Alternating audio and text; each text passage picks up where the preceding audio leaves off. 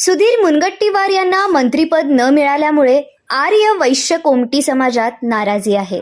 समाजाच्या सदस्यांनी यावर आक्रमक प्रतिक्रिया दिली असून त्यांना योग्य स्थान दिले जाण्याची मागणी केली आहे.